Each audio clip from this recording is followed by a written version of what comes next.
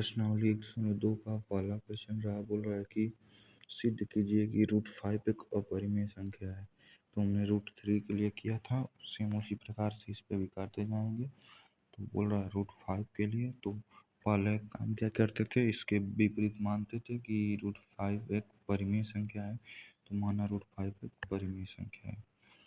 अब परिमेय संख्या p/q फॉर्म की होती है, तो इसको हम a/b मान सकते हैं। तो √5 इज इक्वल टू a/b,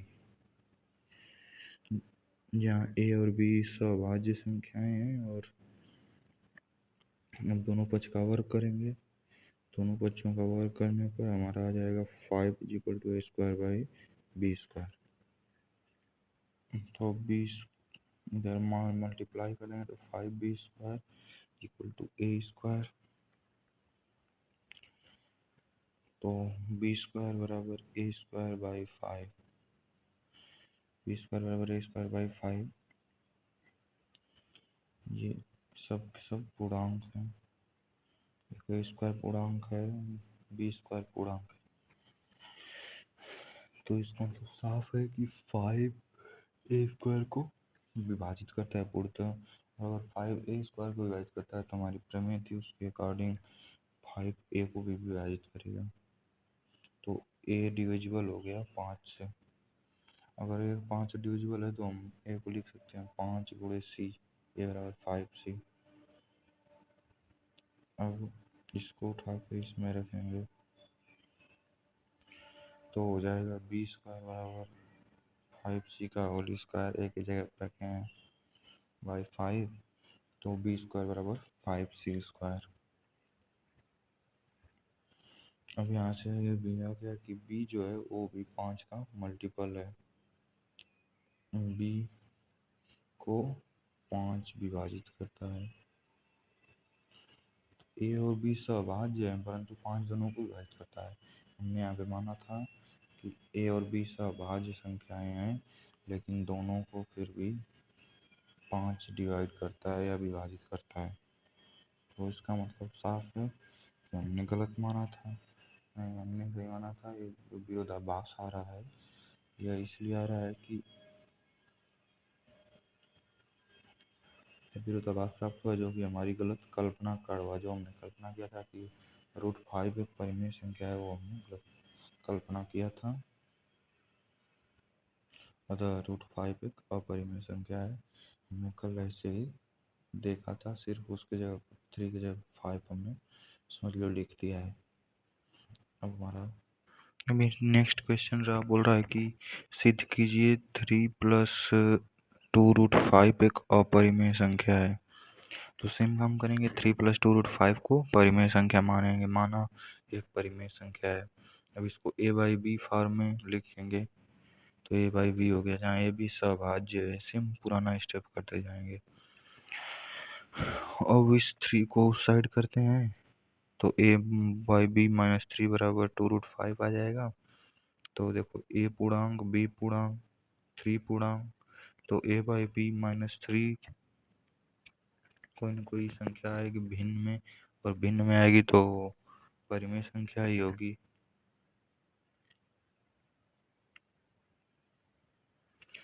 तो ये परिमेय संख्या हो गई। तो अगर ये परिमेय संख्या हो गई तो 2√5 भी अब परिमेय संख्या ही होगी, क्योंकि दोनों इक्वल है। लेकिन हमें पता है कि 2√5 अपरिमेय संख्या होती है। जब 2√5 अपरिमेय संख्या होती है तो फिर हमें यहाँ विरोधाभास हुआ कि 2√5 परिमेय संख्या है। तो विरोधाभास हुआ, तो ऐसा विरोधाभास क्यों हुआ? हमारी गलत कल्पना के कारण। हमारी गलत कल्पना क्या थी? ये थी कि 3 + 2√5 हमारी परिमेय संख्या, ये अपरिमेय संख्या है। तो हमें विरोधाभास देखने को मिला, जो कि परिमेय संख्या, क्योंकि 2√5 अपरिमेय होती है, तो विरोधाभास हमारी गलत कल्पना के कारण हुआ है। अतः 3 + 2√5 एक अपरिमेय संख्या है। तो ये हमारा सेकेंड क्वेश्चन भी हो गया। फर्स्ट हो गया, सेकेंड हो गया, अब बचा है थर्ड क्वेश्चन। ये रहा तीसरे का फर्स्ट क्वेश्चन। सिद्ध करना है कि ये अपरिमेय संख्याएं हैं। तो 1/√2, तो √2 से ऊपर नीचे क्या करेंगे? परिमेयीकरण। परिमेय करेंगे तो √2 नीचे क्या आ जाएगा, √2 इंटू √2 और ऊपर √2, तो ये हो जाएगा 2।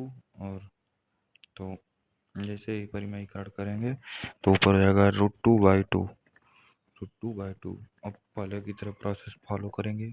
माना √2/2 एक परिमेय संख्या है, क्योंकि इसको यह परिमेय सिद्ध करना है। तो माना एक परिमेय संख्या है, अब इसको a/b के फॉर्म में लिखेंगे। तो a/b के फॉर्म में लिखेंगे तो ये कुछ ऐसा होगा कि 2 को जहाँ पे a b सभाज्य संख्या ये भी लिख लेंगे। अब 2 को उधर कर देंगे तो √2 बराबर 2ab/b। अब देखो a पूर्णांक, b पूर्णांक, 2 पूर्णांक, तो टोटल हो गया एक परिमेय संख्या, तो √2 को भी परिमेय संख्या होना चाहिए।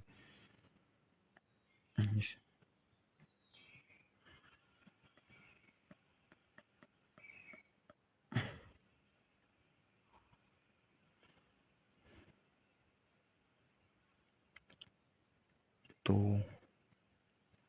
ऐसा होना चाहिए, तो इसको लिख देंगे कि ये परिमेय संख्या है तो √2 को भी परिमेय संख्या होनी चाहिए, लेकिन √2 परिमेय संख्या हो रही है। तो अब √2 अपरिमेय संख्या है, हमें पता है, तो यहाँ हमें विरोधाभास हुआ।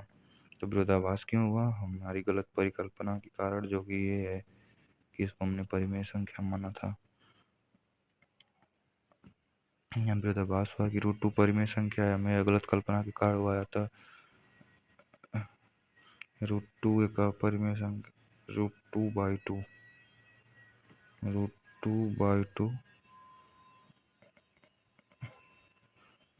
हमने माना, तो इसको था ना √2/2 अपरिमेय संख्या है। और √2/2 को या फिर इसको लिख सकते हैं 1/√2।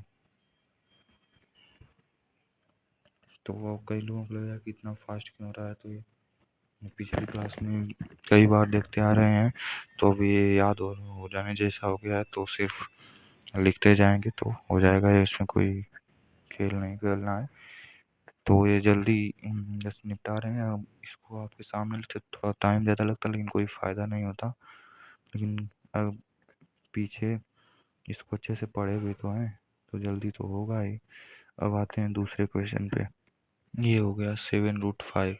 तो इसमें सिर्फ पुराना प्रोसेस ही फॉलो करते जाएंगे। पहले मानेंगे कि 7√5 परिमेय संख्या है। अब इसको a/b के फॉर्म में लिखेंगे, जहाँ a b सभाज्य संख्या है।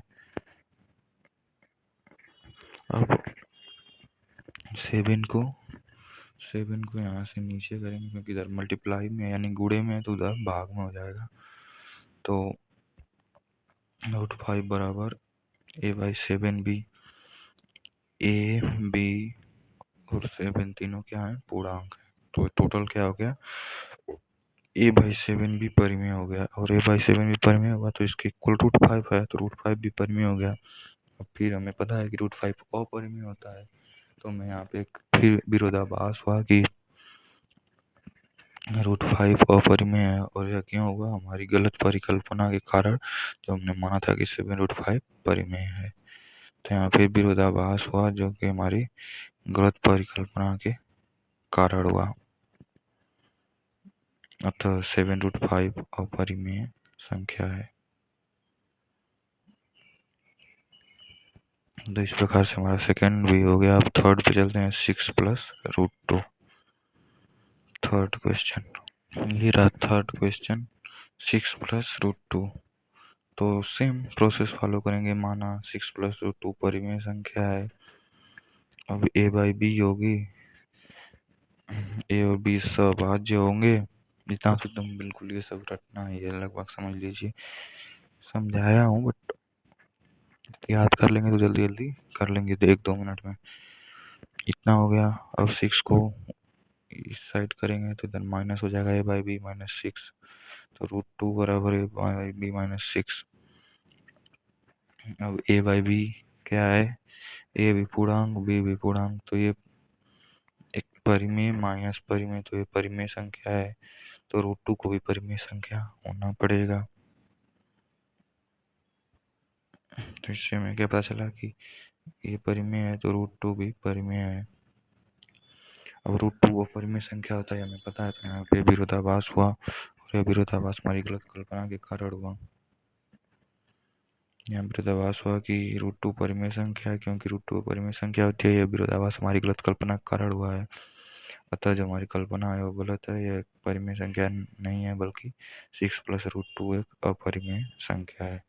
तो इस प्रकार से हमारा प्रश्नावली 1.2 भी खत्म हो गया। अब हम नेक्स्ट अगले चैप्टर पे आएंगे। इसको आप अच्छे से देख लेना, जहाँ प्रॉब्लम हो थोड़ा टाइम स्पेंड करना, समझ में आ जाएगा। अपन मिलेंगे नेक्स्ट क्लास में। Bye bye.